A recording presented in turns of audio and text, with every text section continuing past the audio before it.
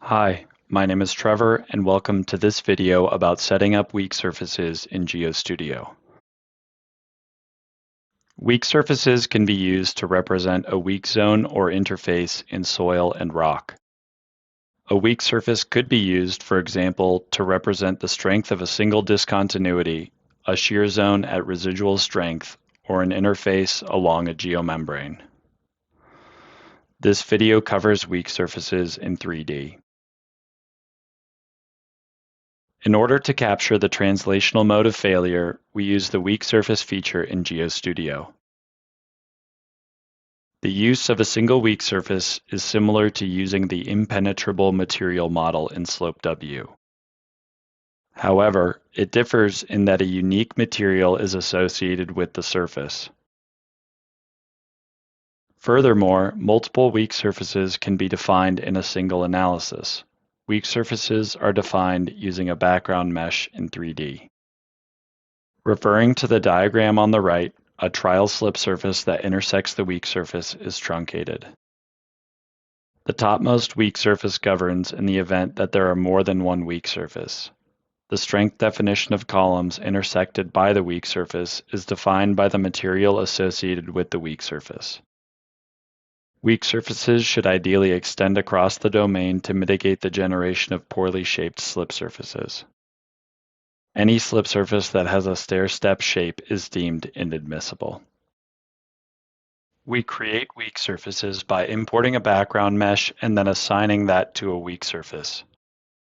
So I go up to the Import button here, and I go down to Import Background Mesh from File. And I have my OBJ file here that I'm using as my background mesh called Shear Plane. You can also use STL, DWG, and DXF files for background meshes.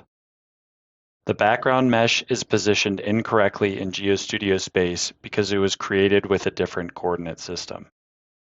I can use the same transformation template I created when I previously imported the other geometry elements into 3D GeoStudio space. If I don't have a transformation template saved, I can use the Remap Axes tool. In this case, I would change positive y to negative z and positive z to positive y, and then press the Adjust Base Point button to bring the lowest point in the overall domain to the origin in our 3D space.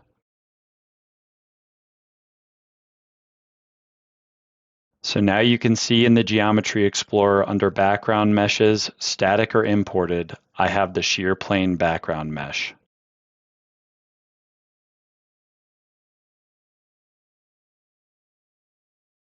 If I turn off the visibility of the other geometry elements, you can see the background mesh in the domain.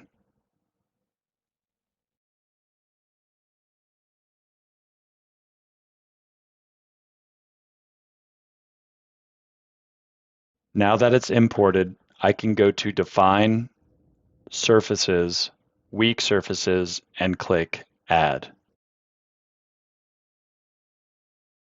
I can select the background mesh I imported and click OK. I have already created a material called Shear Surface, which you can see in the drop-down. If I hadn't defined the material, I can click on the ellipsis, which takes me to the Define Materials dialog.